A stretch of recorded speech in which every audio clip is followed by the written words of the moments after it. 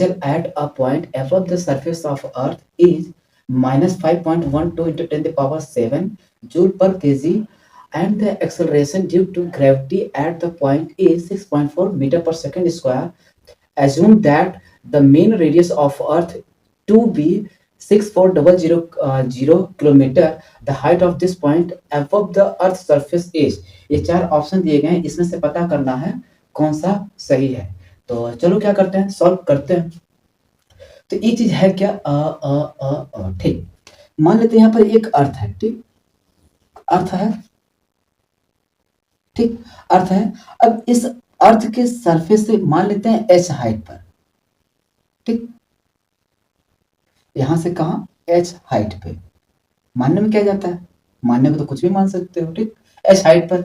अब उसका gravitational potential मान लेता हूं यहां पर है, तो उसका ग्रेविटेशनल पोटेंशियल मान लेता हूं v कितना है, minus 5.1 into 10 the power 7 joule पर केजी है.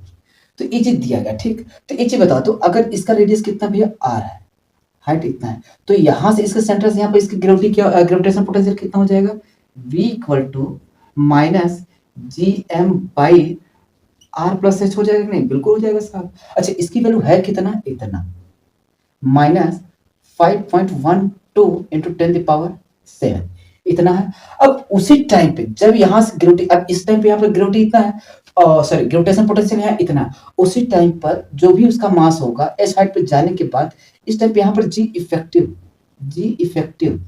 कितना है भैया, 6.4, कितना है, 6.4 मीटर है. तो मैं कहता हूं क्या, G effective equal to G M by R plus H का होल स्क्वायर.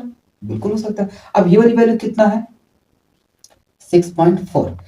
भाई एक चीज बताओ दो, अगर मुझे यहाँ ये है, आर की वैल्यू मुझे पता है, जीएम नहीं है, भाड़ में जाए, क्या मैं यहाँ से एच की वैल्यू नहीं निकाल सकता, बिल्कुल निकाल सकता हूँ. इसको मान लेते हैं इक्वेशन नंबर फर्स्ट, इसको मान लेते हैं क्या, इक्वेशन नंबर सेकंड. दोनों को डिवाइड कर देंगे तो क्या होगा, देखो, तो ये वाला माइनस से प्लस हो गया, तो डिवाइड करो, G M by R plus H upon G M by R plus H का square equal to 5.12 into 10 the power 7 by 6.4, इतना हो जाएगा.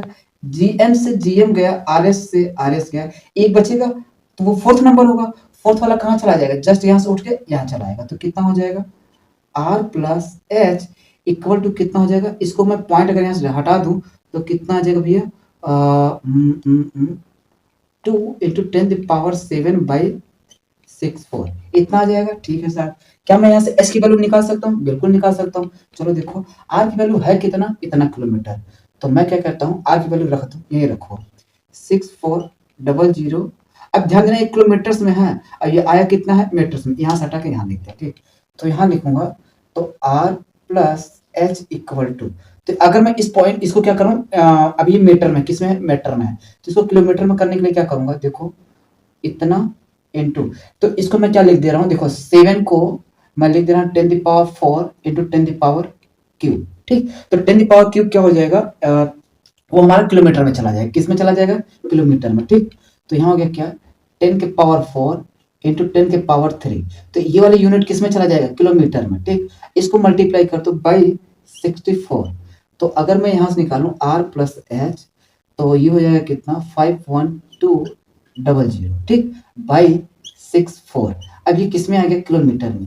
तो अगर मैं इसको डिवाइड करूं तो कितना आ जाएगा, 800 किलोमीटर. कितना आ जाएगा, 8 नहीं यार, 8000 आना चाहिए, ठीक, 8000. अब इसकी वैल्यू कितना हो गया, आर प्लस एच, तो यहाँ पर प्लस, उधर जाएगा क्या हो जाएगा, माइनस.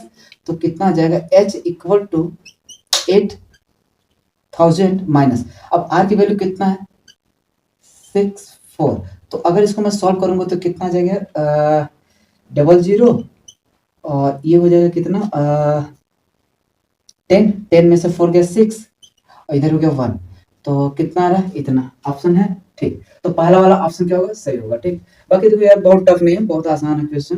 बस अगर फार्मूला पता है, फार्मूला बेस्ड क्वेश्चन है. ऐसा समझो कि ये सीबीएसई मतलब एनसीईआरटी लेवल का क्वेश्चन है. पहले क्वेश्चन अपने आप में आते थे, अब तो क्वेश्चन काफी में मतलब इसका लेवल घटा दिया है, लेकिन हाँ, एडवांस के क्वेश्चन अपने आप में है, वो करवाऊंगा एकदम खतरनाक तरीके से, ठीक? बाकी चलो अगला क्वेश्चन देखते हैं।